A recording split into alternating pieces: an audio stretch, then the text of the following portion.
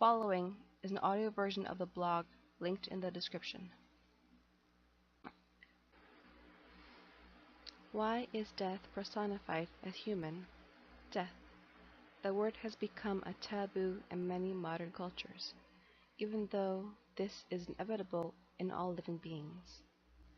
Since the time of the Neanderthals, there have been rituals for burial and mourning. It is not clear when we humans began to make death as something that we can see, but the first case of personified death, the first recorded case, was in ancient Greece. The Greeks saw death as for what it is, something that is inevitable and therefore not good or evil. They made death either into a bearded man with wings or as a young boy. What is curious about this is that they made death into a man and life into a woman. This is understandable since women give birth.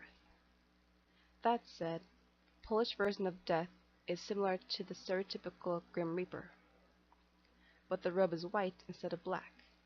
Also, instead of a man, it is a woman. The female death is not exclusive to Poland though. In Scandinavia and Norse mythology has a goddess of death. During the Black Plague, this figure was personified as an old woman in a black hood that was named Pesta, which means plague hag. This was an interesting personification because in artworks, if she was seen in a town with a rake, only a few would die. But if she was seen with a broom, all would die. Sadly, the Scandinavians succumbed to the image of death as what we think of death now, a skeleton with a scythe and a black robe, the Grim Reaper. With that in mind, why is death always a human? Whether it be a human with skin or a skeleton of a human, it is nevertheless human. I know that we cause a lot of destruction and murder in the world, but even when a skeleton is not death, humans are still scared of it. Now, I wonder, why would you want to see something you are terrified of as you die? Is the skeleton instead made to personify the fear of death rather than death itself?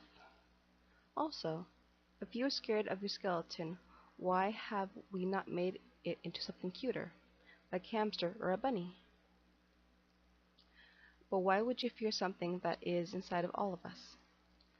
I know that we cannot see our skeletons unless we undergo an X-ray, but just because we cannot see it, for others, once they are dead and completely decomposed, does not mean we should fear it. If anything, we should be grateful we have it.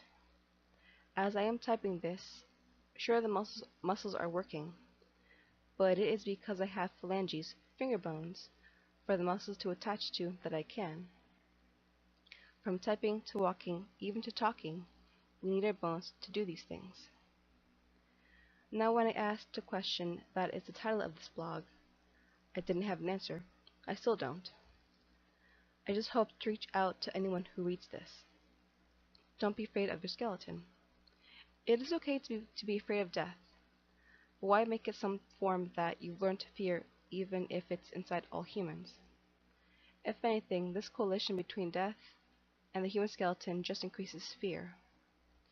It does not need to be personified to be seen. It just happens.